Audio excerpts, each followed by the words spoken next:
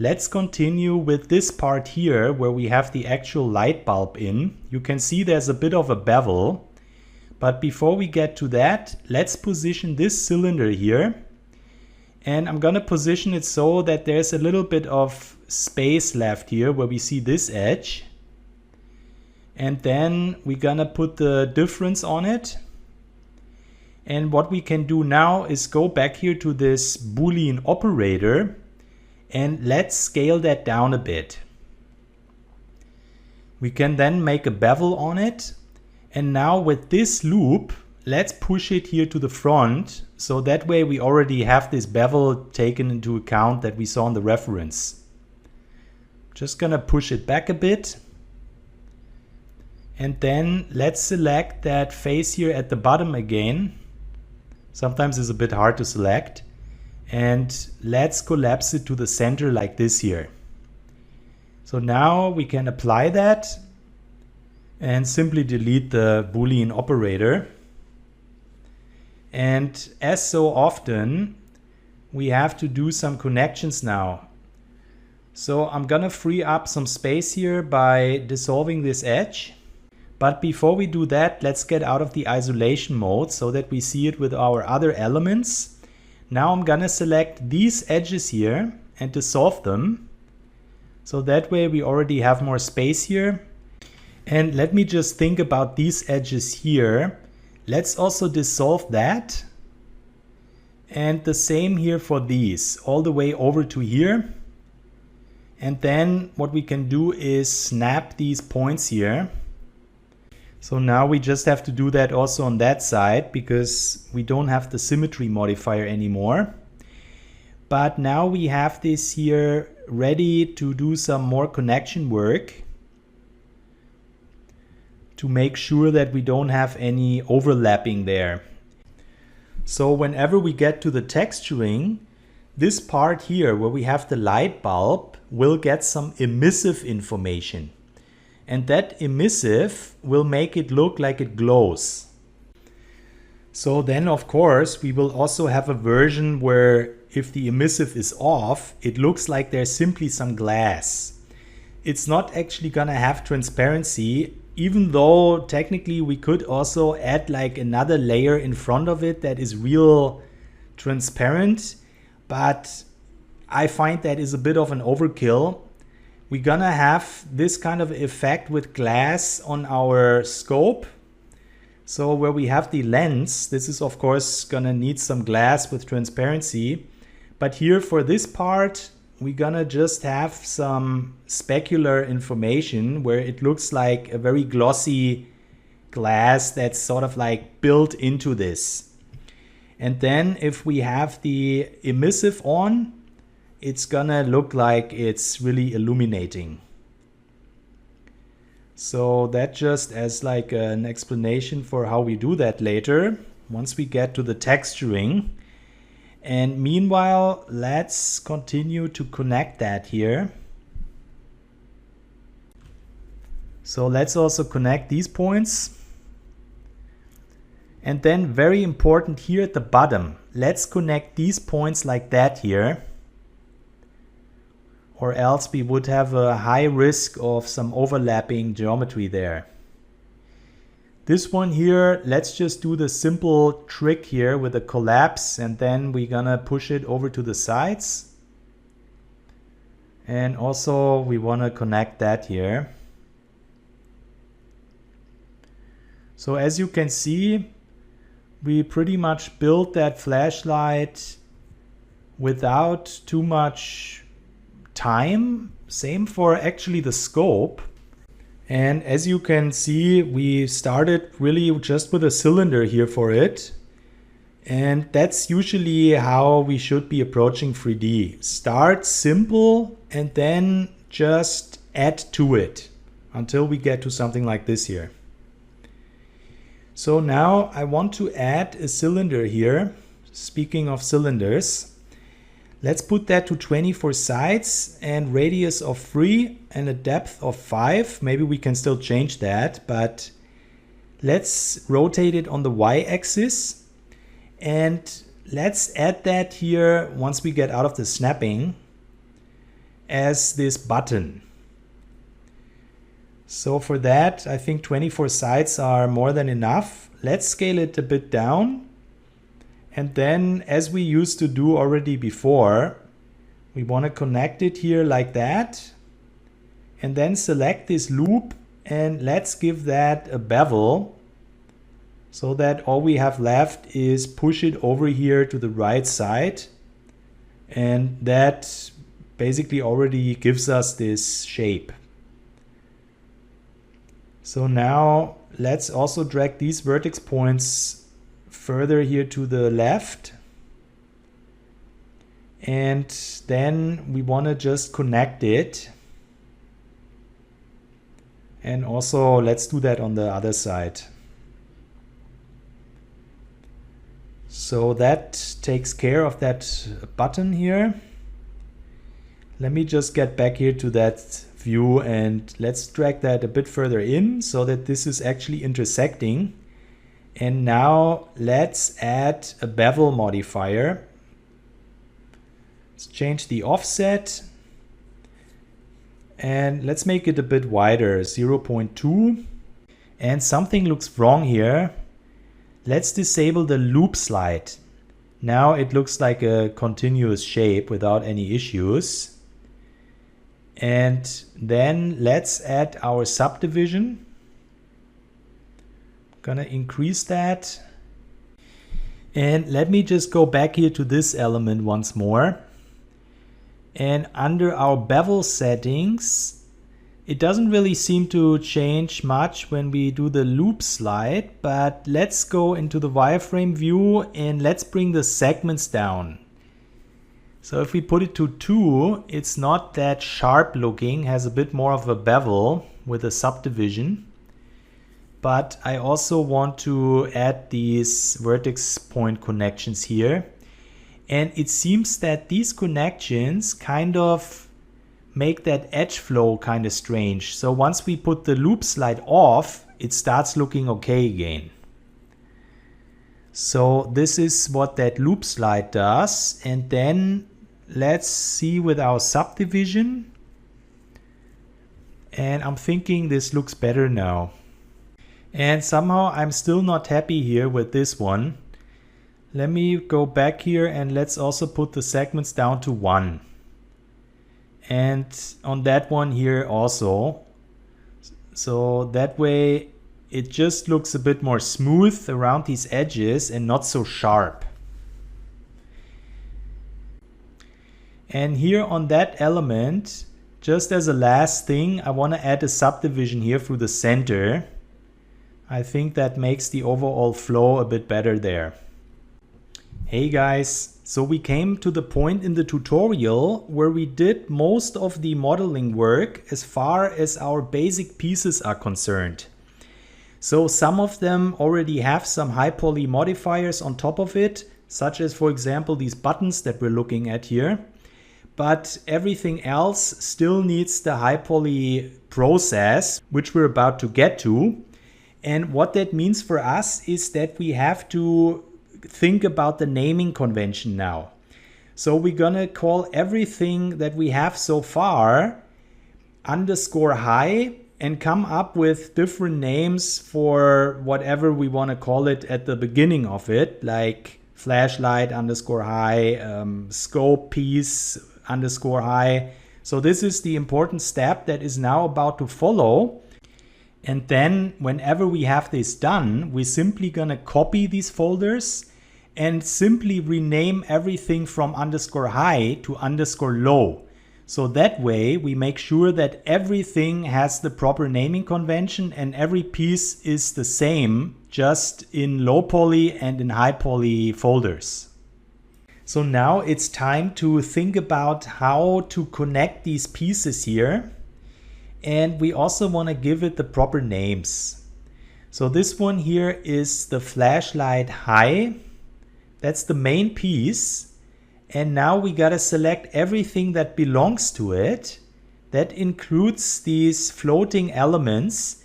And these floating elements, we can leave the name as it is. And then with Shift, we drag it into that flashlight _high.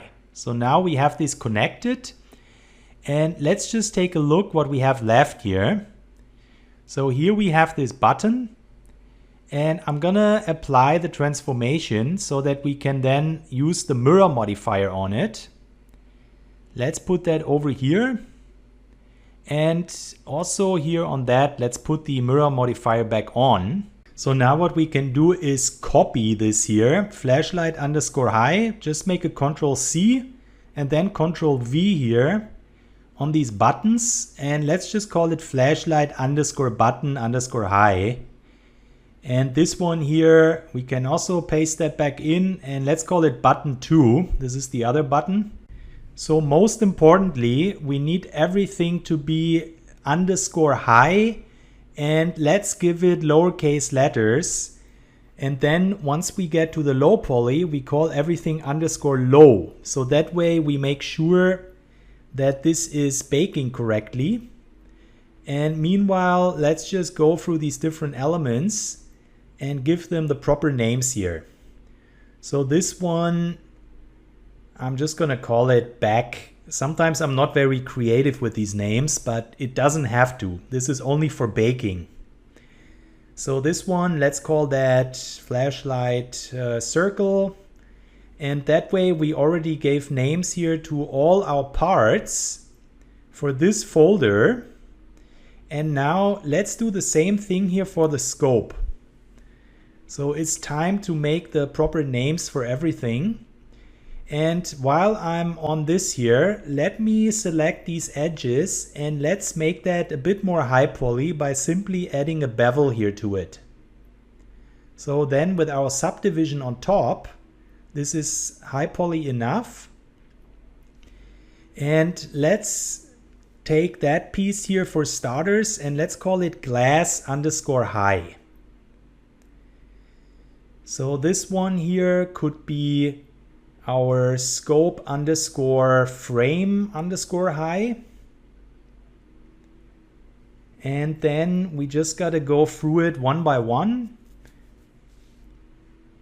These here, let's call it scope underscore bold underscore high. And so on. And then later we're gonna simply copy these folders and exchange all the underscore highs for underscore lows. And that way we made sure that they have the exact same matching names, which is gonna be essential for our baking process. So you could call it anything really, like you could call it ice cream vanilla underscore high, as long as the other according piece also has the same name with underscore low. So this screw here, we only gonna need to name it once, scope underscore screw underscore high, because this is the only one where we're gonna bake from. The other pieces we still have to copy in place for our low poly. Once we did our unwrapping, we will take care of that. So let's continue this one here, scope underscore button high, and then these triangles here, we don't have to rename them. Let's just with shift drag that onto that scope underscore button high. And then this one here we can simply call alpha because there's no high or low poly for it. Let's just call it alpha. And now this piece here, the bolt, let's just with shift drag that also here under the according piece. And this one is the other triangle that we have here. We don't need to give it any name. We just drag it here into this stack. This is essential so that later for the bake, it gets recognized as a piece that belongs together. I'm actually gonna delete this piece here of the screw because like I said, we only need that once. And then for our low poly, we're gonna duplicate it. So now we gave names here to everything for our scope, all the pieces. Let's hide that as well. And let's just have another quick look here for our flashlight. And since that is all working and properly named, we now gonna do the same thing here for the revolver. Let me also hide the reference image so that we're only focusing here on these pieces, and let's unhide everything in that folder. So now, same as before, we have some floating details that we have to connect to the according pieces. But let's just get started here with this one. So this is crane underscore high. This here is we can actually just leave it as a cylinder underscore high. And let me just expand that so that we see it all. This one here, I'm gonna call it frame underscore high. And as you can see, we have a bit of work ahead, giving all these pieces the proper name. So here we had the hammer, and now this one here is the grip. And basically we just want to give everything names that match, even though it doesn't have to, because this is only for the baking process. So we could call it anything, like I was saying before. The most important is that it's underscore high at the end, and that the low poly has the exact same name, just with underscore low. So meanwhile, I'm gonna go ahead here, and we just want to give all these big pieces the proper names first. And then whatever is left over is gonna be the pieces that are our floating geometry details that we can simply attach to these pieces. So this is the important step to consider here for Blender in order to do the baking right, because in 3D Max we could give things the same name even. Like you could have a barrel underscore high and you could have another barrel underscore high, but in Blender that doesn't work that way, at least so far. So that's why we have to attach all these floating details into that object by dragging it on there with Shift. So that just as a little side note. Meanwhile, I'm going ahead and still busy here giving that all the proper names. Extractor underscore high for that piece, and this here is obviously our trigger. I hope the tutorial didn't trigger you in any way so far with any issues along the way. So we're gonna continue here. This is the rear side underscore high, and this one here is the rear side piece underscore high. Sometimes I'm not very creative with these names, but it doesn't have to. Like I was saying, this is only for our bake. And now let's hide everything that we were already giving names to, which automatically is visible at the bottom. Or I guess that's wrong. We also had some here at the top. But that makes it a bit easier to see what we still have left. And we just want to make sure we're not forgetting anything. So here we have the frame piece underscore high. And then this piece here is our front side. Front side underscore high. And yet another piece that belongs to that front side. So I'm gonna give it also the proper name, and then not to forget this piece here. This will probably not be very visible unless someone holds that revolver right in your face. So now let's also hide these pieces, and let's see what we have left now. There's that piece here. Oh, actually that was already given a name, so we can hide that. But that piece here is the trigger piece underscore high. So I'm gonna hide that too. And now everything that we have left here is geometry that is these floating details. And I'm just letting you know, there are still some of these screws that later in the tutorial I'm finally making my mind up, and then I'm gonna delete them. So if you don't have these screws, because I basically already warned you ahead of time that these are optional to make, don't worry about it. Now with these elements that belong here to that frame, I'm gonna drag it on it with Shift, and then let's simply hide it so that we see what else is left. So here we have this crane, and these elements here also with Shift, let's drag it on. I'm gonna hide that, and now we have something here on the barrel. These elements, same thing with Shift, and then let's also hide it. So now only a few more pieces left. Here we have the rear side, and I'm gonna select everything and attach it on it. And these screws here, the ones on top and this, again, in just a bit, I'm gonna finally delete that. I probably shouldn't even have mentioned it because it might have confused you more than it actually helps. So in retro perspective, I'm thinking maybe I should have just not mentioned it.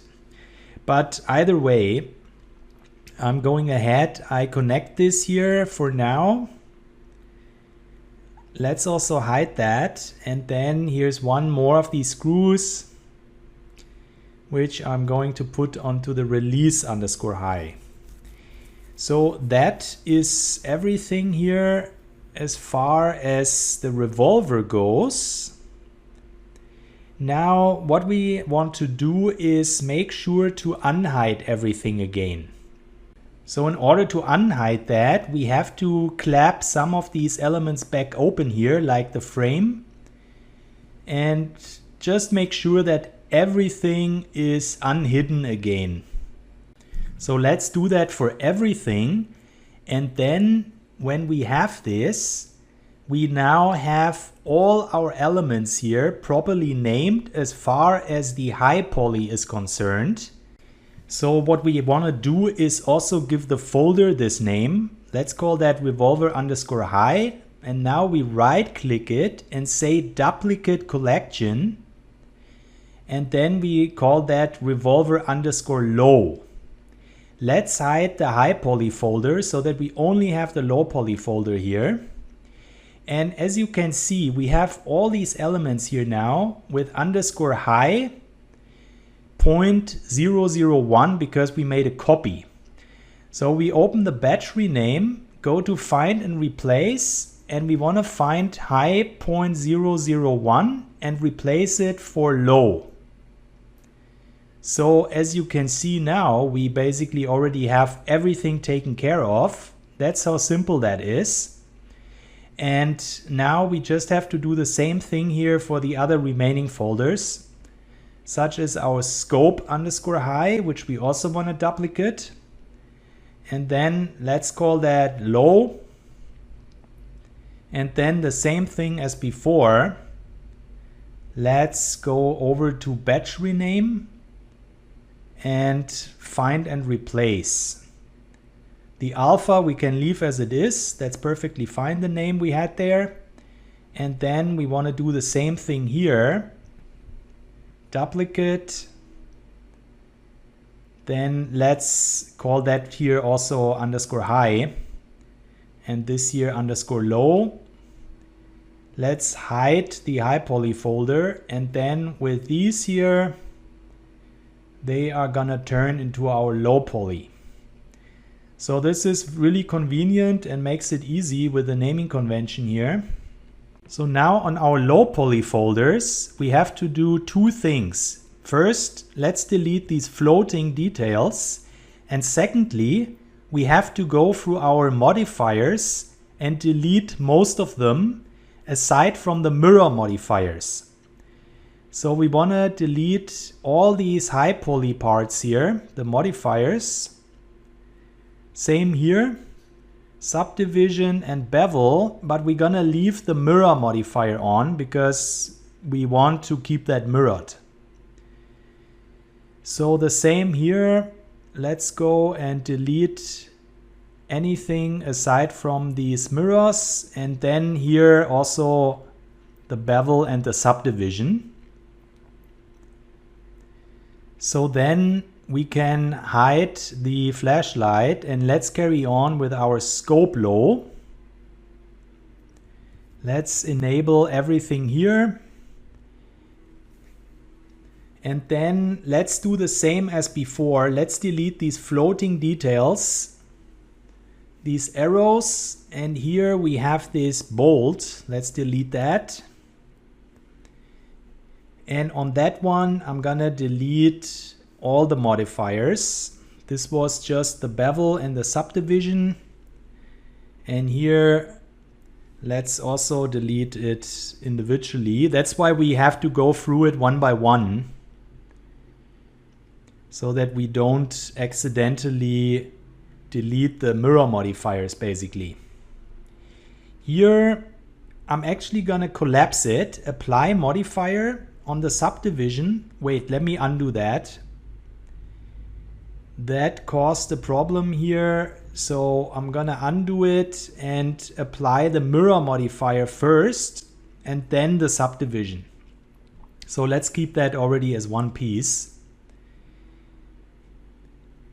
Now let's carry on and hide the scope and unhide the revolver low. So here we have also some pieces such as this here. Let's delete that. This is floating detail geometry, and that has no relevance for our low poly, so we have to get rid of it. This is only for baking. Here we have these pieces on our frame, and we just want to be careful with that so that we don't accidentally delete anything that we don't want to have. So let's just take care of all these details here, which are these floating details, and then whenever we have them deleted, we have to go through the modifiers. So here is our grip now, and let's check here the subdivision. We want to delete it, and we're gonna also delete this bevel here and only keep the mirror modifier on. So actually the better way to approach this is go all the way here from top to bottom. There are some elements that don't even have modifiers, but here we have the cylinder low. Let's delete everything on that. And then let's carry on by going all the way through here. This piece, we want to confirm the solidify, not delete, but confirm. Let's carry on. So here we have the rail, and currently we have the mirror modifier on it. Let's go ahead and let's apply it already here on some parts. So here we have the rear side. Let's also collapse the mirror on it. And then here on our trigger, let's also do that. I just want to leave it on at some parts in case it helps us with the unwrapping, so that we can only unwrap one half, but in general we can already collapse it here for the most parts. So let's unhide all our high poly folders. It's time to work on our high poly. And what we should also do is press Ctrl A, and let's apply the all transforms, and I want to leave it all on aside from the location, so that we have our pivots still in place, but everything else, rotation and scale, we make sure we don't have any offset there. So the first piece is the cylinder, and fortunately we already have all our modifiers in place. We already did the high poly for it in the beginning of the tutorial. So in order to do that, if you remember, we were putting on the crease. Then we enable the remesh as well as the corrective smooth, and then we decimate it, and it just takes a good moment to load. So this is where I'm cheating a little bit, because I'm basically cutting out the parts where it otherwise loads like up to 5 minutes. Well, maybe not that long, but it does take its time, and I am cheating a little bit. By the way, I was also just upgrading to Blender 2.93. And let's just take a look at some of these little problematic areas that we have on the high poly. This is due to our decimate. So the decimate, you can try to increase the ratio to get rid of these details, these little issues there. Or you can also turn it off entirely. But then keep in mind, our face count right now is 425,000. And then if we toggle it off, we have to take it into the hide mode. It's a little bit strange that way. But now if we select it and we press Shift and H, and now we see this is 2,100,000 faces. So it's significant. So in general, these fragments don't really concern me too much, but if they really bother you, you can always try to toggle that off and see if you can still export later on. So it can sometimes just be a matter of whether these fragments appear in areas where it really bothers you, even if it's small, or if you can change it with a threshold. So it's a little bit of trying that out. In general, I left the decimate on for most pieces, and you can compare it with the renders that I have on ArtStation for the Revolver. There is really barely anything noticeable with these fragments. So I want to show you a tool that I just learned about, and it's called the Mesh Checker. You can get it here under this URL, and it's free. I'm gonna put the link into the essential file list for the plugins. And then whenever we have that downloaded, you can install it, and it will then simply show up here as MeshCheck BGL edition. So then we're gonna select our objects where we want to check something, enable the mesh check here, and then we want to put it to non-manifold, which shows us any opened geometry. And that shows that here we have an issue, and we also have an issue here. Everything else that shows green is because of the mirror modifier and our floating objects, so these we can ignore. I'm gonna disable the mesh check. You might think, well, we're already done now, we're just gonna do the high poly, but there's still a few things that we have to fix, and then we're pretty much on the way to unwrapping and baking and texturing. So now let's get back to working on this problematic area, and you might want to check if you even have this problem. Maybe you don't have to fix it, but in my case, I'm going to grow this selection, and then I deselect the faces at the bottom and delete what we have on top, because that was showing as problematic, and then I'm going to individually delete these edges here. So it's a bit of a weird case. I don't know exactly why that happened. But now I'm gonna also delete the right side here of this circular element. And then I'm just gonna redo that connection. So let me just bridge it at the back and at the front, and then fill everything here in the center. Let me dissolve that edge so that we have a blank surface. And then I'm just gonna redo these connections here. So I'm still not 100% sure where this problem originated from, that this was having some strange artifacting here on that area. But thankfully someone created this awesome mesh check plugin. I think Blender should integrate that into Blender itself, because it's just so useful. And that way we were able to spot any problematic areas. So now with that selection, I'm gonna separate it, and then with a pivot in the center, we want then to apply a mirror modifier on that. So as we had it before, we have to put the threshold down. Let's put that to 0.1. And then let's collapse it, the mirror modifier. Now with that selection active, let's select the other piece which belongs to it here. And let's press Ctrl J. So that way we remain our naming convention, scope underscore frame underscore high, and then we just want to merge by distance to weld it together. So this time we have it fixed for real. We can then check here again, and you can see nothing shows up. So again, I don't know really what caused that, but that way we quickly were able to fix it. So the other issue was here, and I already warned you earlier, so you probably don't even have this issue. But since I somehow made a mistake there, I think it also had to do with the mirror modifier. I'm gonna simply select these faces here and delete it, and that already takes care of it. So as simple as that, as far as this fix is concerned. However, there are a few issues here that I want to fix on that mesh while we're at it. I'm gonna dissolve these edges and connect it like this here. And then I want to position that a little bit differently here.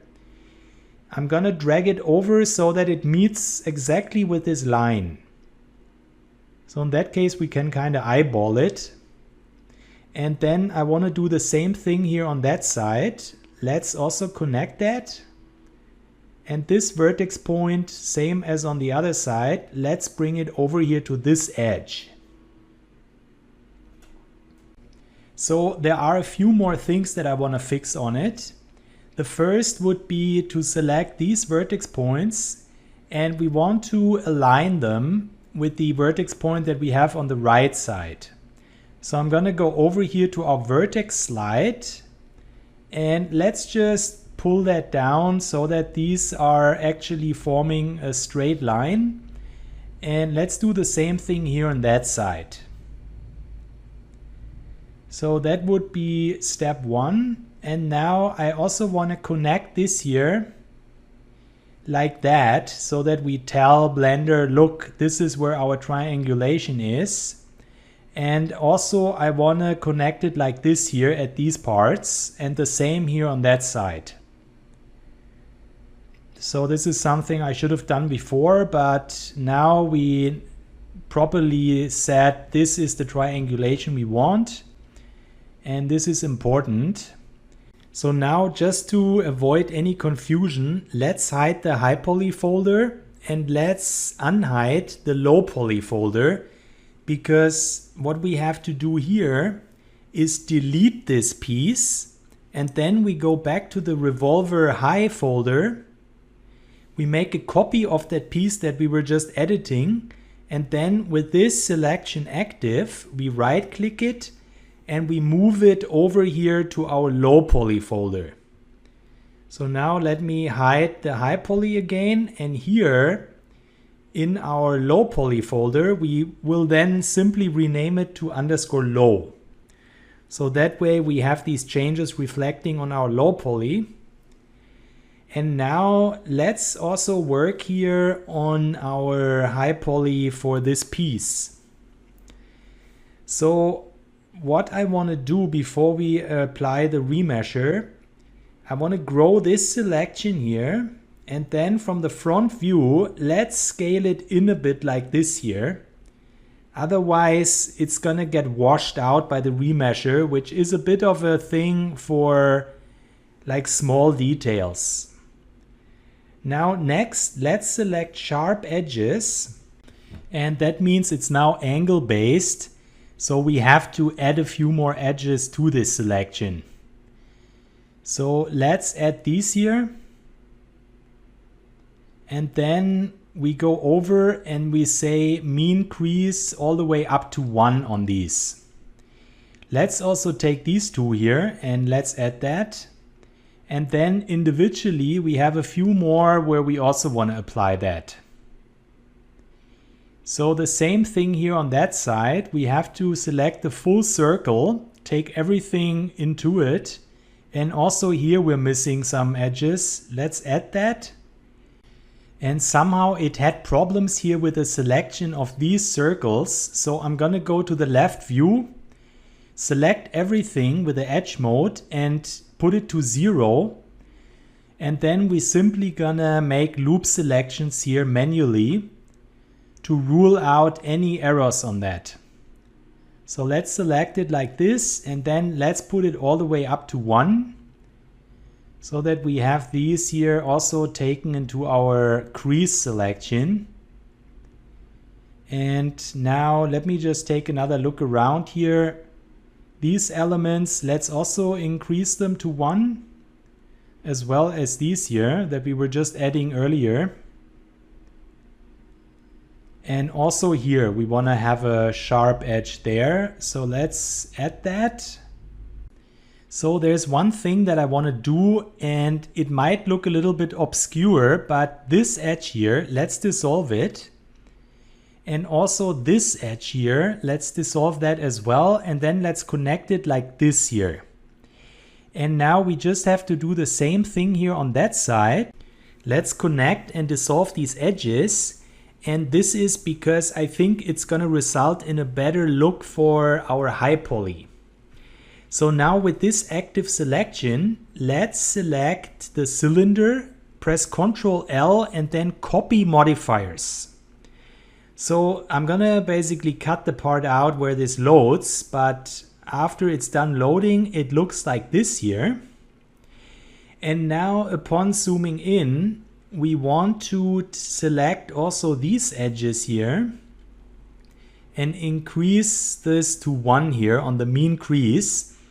And then if we let that load, it takes a moment, it will reveal how this looks like now. And you can see now we have this sharp edge here, but there are still some issues.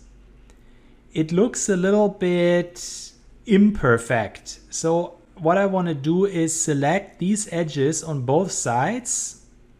So let's collapse these selections on both sides. And then also I want to select these 2 edges here, or actually this one edge, and then on the other side as well.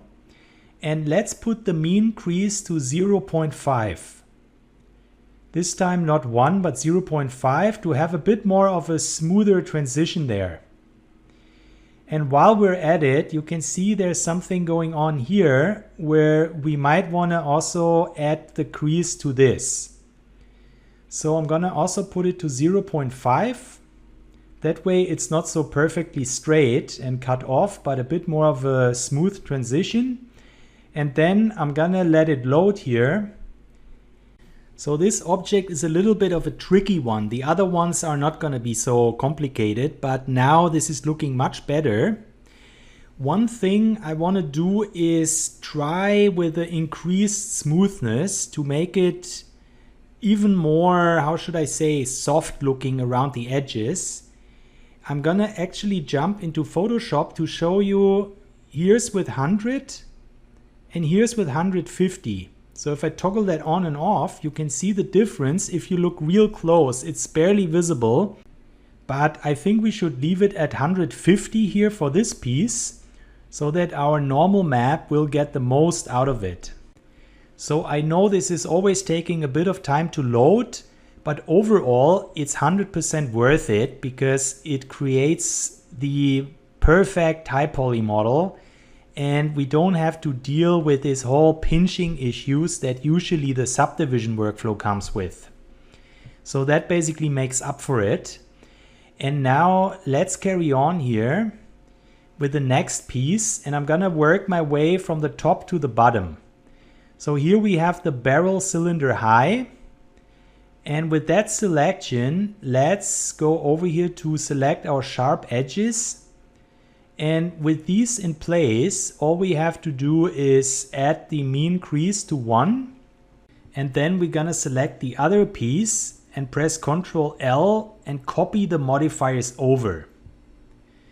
So in that case, I'm not going to cut that out because I just want to show you that I also don't have some miracle machine here. My computer is 5 years old. But this will always take a moment to load, and this is basically the only bottleneck of this remeasure workflow, I would say. But seriously, it's gonna save us so much time in the long run because the result is just excellent. as opposed to like the subdivision workflow where we also have loading times, but then we have to also deal with the whole pinching stuff on top of it. So now it's done loading, and let's take a look at it. And here we go. This is a nice looking detail. And we're also flexible with it. If you think that this is too soft looking, you can put the corrective smooth down again. So we're flexible that way. Now let's select this piece and let's carry on here. I'm working my way from the top to the bottom, like I was saying, in this Revolver High folder. Let's put the mean crease on it, and then we simply again copy the modifiers. And for smaller pieces, it doesn't take as long. So this one here, as you can see, it went really quickly. And now let's carry on with the next piece, which is the barrel high. And this one we already have. So let's go over to the next one, which is the crane. I'm just going to put it into isolation so that we see where our sharp edges are after we selected it. And in that case, there's nothing else left to do. Let's just put the mean crease on. And then let's again copy it here from this barrel part. Control L and copy. And I'm not going to forward it because for these small pieces, it doesn't take very long. So in general, it doesn't really take much time to copy it from piece to piece. And that's something that I noticed, which is worth mentioning, because copying that is a crucial step in it. So copying it is actually the workflow that we want to choose, because otherwise not only would we have to always apply it from scratch for the modifier stack, but from my observation, it also takes longer to load as opposed to simply copying it over from piece to piece. So on that small piece, I was just putting the corrective smooth back down to 100 to make it less soft because it's already so small. So for smaller pieces, we might want to adjust the corrective smooth. And now let's see here for this piece. I just want to add these edges here into the selection so that we have a bit of a harder division there. And I just noticed that here I'm unfortunately making a little mistake. I should have added the other edges next to it. I guess that's a small imperfection that I didn't even notice that I have, but you know, it doesn't really make a big difference. So now I'm copying it from this small piece because we already put the corrective smooth down to 100 on it. And now let's see here. I'm thinking it's still a little bit too soft. I'm gonna put it to 75. So that way we have a bit more of a harder edges, and I'm thinking I'm gonna leave it like that. So here we have this piece, our frame, and there's one thing that I don't like here, which is this part, and we're gonna only fix it here on the high poly. We're gonna leave the low poly untouched, but now after we dissolve these edges, let's make a connection here for these edges only in the center, and then let's give it a bevel and let's make it 3 segments. Or actually, sorry, it's 4 segments. And now we're gonna dissolve these edges here and connect it over here to this part. So that way we have a way smoother transition there on the high poly. And for the low poly, it's perfectly okay to leave it as it was. So then once we have that, we can go back here to our sharp edges. And let's see what this comes up with once we put the mean crease on. For the most parts, it did the job, but there are a few things like this here where we want to edit. And then let's just take a look around here. These 2 edges on both sides, let's also add that. And just one more look. Let's zoom into this area here. There's like a few issues where I don't want to have these horizontal lines added to it. And other than that, it's looking pretty good to me. So let's select the crane piece here and then Ctrl L and copy modifiers. And then let's wait for the magic to unfold. I'm thinking this is probably my favorite part of the whole modeling process, to copy these modifiers over and then see the beauty of our high poly models. So this step here, I'm actually cutting out a bit. It took like 2 to 3 minutes to load. So once this is done loading, let's take it into isolation mode and let's have a look around whether we see anything that might still require some fixing. As in, like maybe we forgot some crease, but since I don't see anything, I'm gonna simply go over here to the next piece. Let's collapse the solidify modifier, which was still on that piece. And then I want to manually select the hard edges here at the borders. So that makes it just a little bit quicker in that case. So it's not angle based and we tell it like, look, this is where we want our hard edges to be. Let's also not forget the ones here in the corner. And then let's put the crease to 1.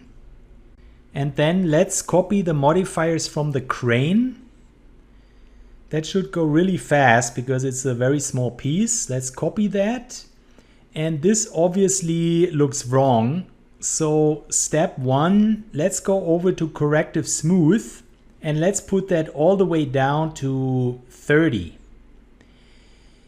Or maybe even lower than that. Let's put it to 20. And now it shows that I forgot to add some of these edges here to the crease. So this we gotta increase. We gotta increase the crease and now it looks good. So that's also done and now we have that piece here. So this piece is a little bit special because we don't need the remeasure on it.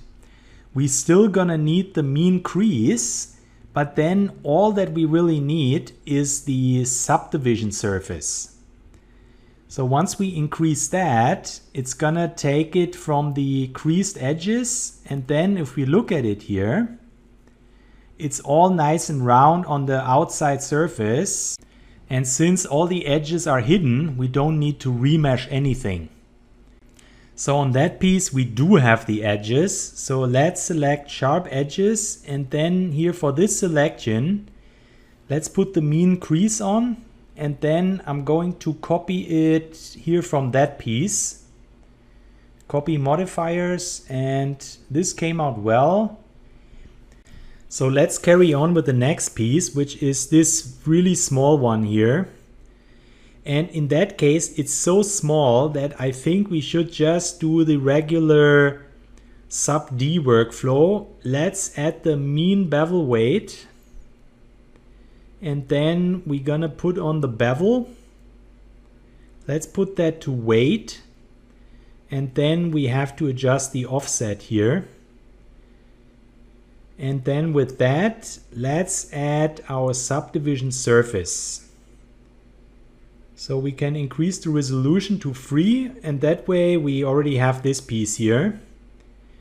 So as you can see, we can always mix and match. For example, this piece here, the grip is also subdivision based, but for the most pieces, we want to use the remeasure. So here we have our hammer. Let's collapse the mirror modifier on that. And then let's go over to our select sharp edges. And let's take a look at how it selected it. Also here with the X-ray. And I do see some edges here that we want to deselect. Everything else looks fine. Actually, these edges here, let's also add them to our selection there. And then let's apply it here. Let's copy it here from this frame. Copy modifiers. And now it takes a moment to load. I'm actually not cutting out the individual pieces where, for the most parts at least. And here we have the perfect high poly. So we can carry on with the next piece. And this is going to be our rail. So here we have the mirror modifier on it. Let's collapse it. And just before we continue, I want to select all the vertex points and just make sure there's nothing left. And indeed there was. 4 vertex points got merged. So now that we made sure that everything is sort of waterproof, let's select the hard edges. And I want to deselect those ones here. Let's add our crease. And here on that side, I actually want to have a sharp edge here where this is going along. So in that case, I'm going to continue it here, that shape, as opposed to the other side where I want it to be one smooth transition. So just one more look. I'm going to go out of the isolation mode, and then we can copy it also here from our frame. Let's copy the modifiers, and yeah, that might take a moment to load, but don't worry, I'm sticking with you. I'm not cutting this part out. I was only cutting the parts out where, you know, it takes like 5 minutes to load, but there's not really that many pieces. It's all depending on the size. So here we have it, and I'm just gonna take a look around. Let's carry on. Actually, I gotta already put a spoiler on you. There's something that I spotted on the rail that we're gonna fix later, but I didn't notice it at the recording part so far. So since I'm voice narrating, I'm basically talking to you from the future, and I already know the issues that are gonna occur. But for now, we're carrying on here with that piece. Let's put the mean crease on, and this looks like it's working, so let's copy it over straight from the rail. Let's copy these modifiers, and now it's way too soft. So we're gonna go over to the corrective smooth. Let's put that down to 80, and it's still too soft. Let's have it at 50, and now it's better. Now we see this 6-sided inner part, which is what we want. Now here we have this tiny piece, and let's take a look at what we can do with that. It should be as simple as selecting sharp edges because it's a very hard surface looking piece.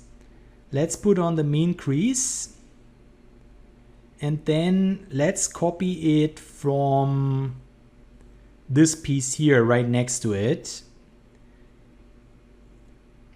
And that loaded very fast. Let's take it back into isolation, and you can see that we have some fragments on it. So you could just get rid of the decimate modifier on it, but what we can also do is try to change the corrective smooth number and see if that changes the way that these fragments are appearing. So putting it to 70 actually added more fragments. Let's see with 100. So putting it to 100, now I don't see any decimation, so it's worth playing around with these settings if you see these fragment parts. But what you can also do is, you know, simply get rid of the decimate because it's such a small piece, it barely makes a difference for our poly count.